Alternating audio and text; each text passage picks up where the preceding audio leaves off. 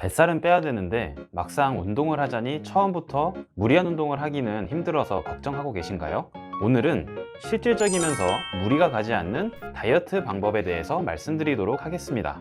만약 오늘 영상에서 나온 두 가지 운동을 여러분들이 따라 하신다면 지금 보이는 제 수강생분들처럼 이런 비포 애프터를 만드실 수 있습니다. 안녕하세요, 여러분들의 다이어트 가이드 심리어트 김코치입니다.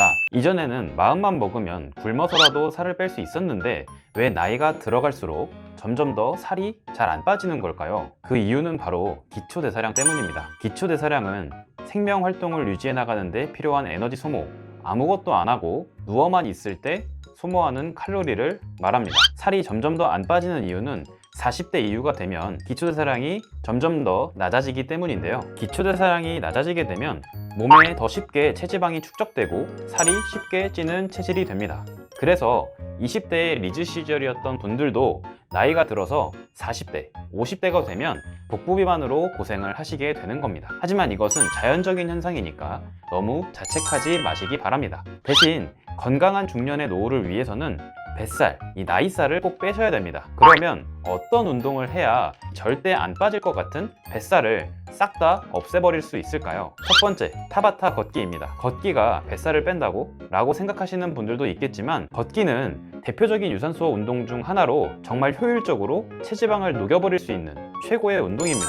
특히 체력이 약한 노약자나 임산부, 환자에게 효과적인 운동으로 알려져 있습니다. 만약 발목과 관절의 건강이 좋지 않은 분들은 발 뒤꿈치가 땅에 먼저 닿도록 걷는 것을 추천합니다. 그리고 고도비만일 경우에는 체중이 무거운 만큼 무리하게 달리게 되면 하체와 무릎에 큰 부담을 주기 때문에 걷기를 통해서 먼저 체중을 줄이는 것이 이상적입니다. 그냥 걷는 것도 좋지만 타바타 트레이닝 걷기 방식으로 하면 더 많은 체지방을 줄일 수 있습니다. 타바타 트레이닝이 뭐냐고요? 타바타 트레이닝은 일본의 운동 생리학자 타바타 이즈미가 개발한 트레이닝 방법으로 한국에서는 간헐적 운동으로 널리 알려져 있습니다. 이 타바타 트레이닝의 기초 원리는 최대 산소 섭취량의 170%의 강도로 20초 운동, 10초 휴식을 총 8세트 해주는 겁니다. 최대 산소 섭취량이라고 얘기가 나오니까 굉장히 어렵게 느껴지시죠? 쉽게 말씀드리면 그냥 내가 움직일 수 있는 최대 속도로 20초 걸으시고 10초 휴식을 8번 반복하시면 되는 겁니다.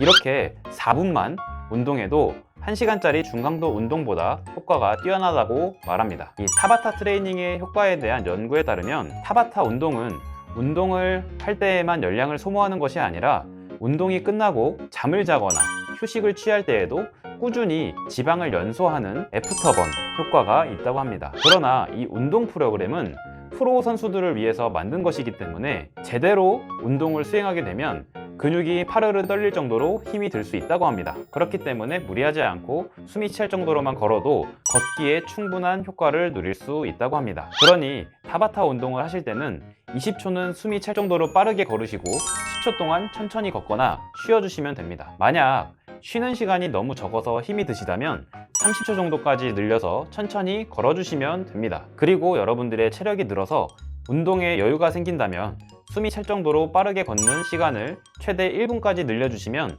더욱 운동 효과가 좋아집니다. 이렇게 타바타 형태로 걷기만 제대로 해도 뱃살은 뚝뚝 빠집니다. 여기서 체지방을 소모하고 체력을 길러주는 타바타 걷기와 함께 기초대사량의 향상과 관절의 부상을 방지하는 근력 운동을 하시면 효과는 2배가 됩니다. 대표적인 근력 운동으로는 스쿼트가 있는데요. 이 뱃살을 빼려면 복근 운동을 해야지 도대체 왜 하체 운동이냐 라고 하실 수 있습니다. 하체 운동을 해야 뱃살이 더 잘 빠집니다. 하체 근육은 신체 근육의 70%를 차지하기에 맨몸 스쿼트만 하셔도 전신 운동을 하게 돼서 뱃살도 자연스럽게 줄어들게 됩니다.